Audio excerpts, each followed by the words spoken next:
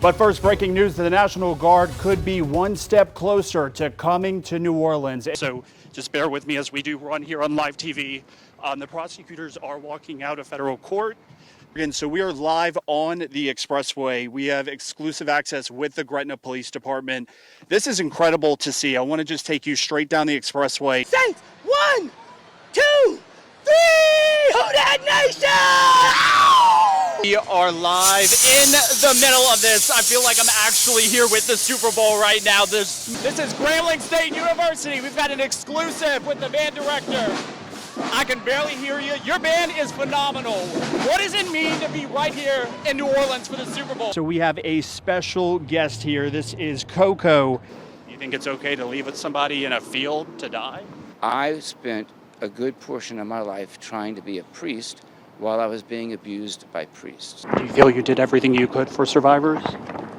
Weeks after a massive jailbreak, Sheriff Susan Hudson dodging questions. That's of course transparent. Of course. While the sheriff claims she's being transparent. We all just laid our cards on the table. After the meeting, we had to go into an elevator with her at City Hall. We were going down as well just to ask questions. No more detail. You know, we're working together. That's the most important part. What do you want to tell the public just to ensure them that they have a safe jail? Do your job. So it's obvious. People all across this city are outraged. See, his family is speaking up to help others. Bone sticking out of his leg. Jeremy Sensky's daughter says he was struck by the speeding truck on Bourbon. You walk around and you see kind of people just with a blank stare sometimes trying to comprehend this. So what would be your message to just New Orleans right now? Family of Terrence Kennedy joining us live. Ms. Jacqueline, I can't thank you enough for having the strength to speak to me.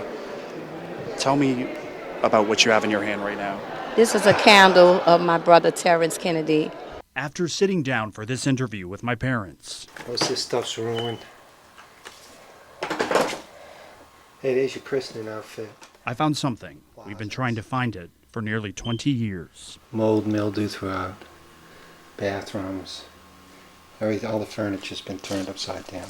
This is video of my home captured on an old camcorder after Katrina. Dad, you stayed for Katrina. What do you remember? And as we're coming down Loyola Avenue, there was an EMT with somebody that was dead on the neutral ground. Some of the nurses that were with us at the hospital before we physically evacuated staff and patients, they would say, they came up to me one day and said, "Charles, are we going to die today?" I said, "No, you do what I tell you to do and we're going to be fine." And it worked. Carnival coming back. It gave us hope. And chokes me out. But you had people out there on ladders, wanting to see this parade. But and they didn't have to fix sheetrock. it was a good release. And again, that sense of normalcy. It took us a year and a day to get back in the house. We could not have done it without you guys. I think the life lessons that I learned during Katrina, I apply to myself at WDSU 20 years later. What would you want people to know most? Have some sort of plan. Like we're doing today, is to teach others. Don't forget.